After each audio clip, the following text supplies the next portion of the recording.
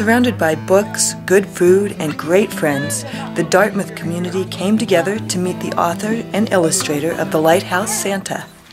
When I wake in the night, my father is shouting. "What's wrong?" I call. "Shipwreck," says Sam.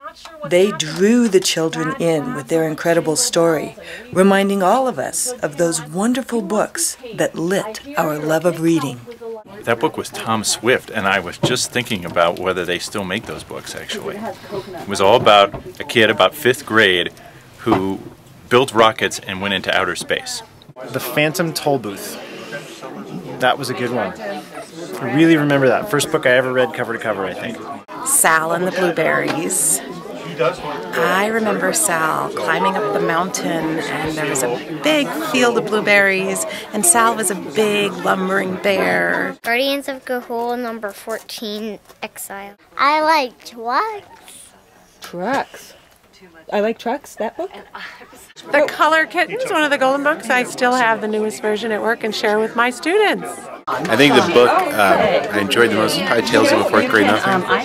I just started reading The Hobbit to my son last night. It's the Better Homes and Gardens storybook. We read it over and over and over. Well, I really liked Harry Potter.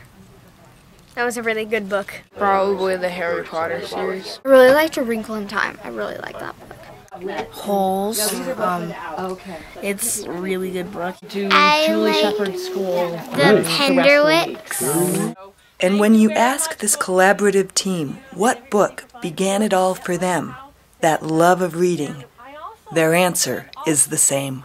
My favorite book when I was little that I totally got lost in was Charlotte's Web by E.B. White.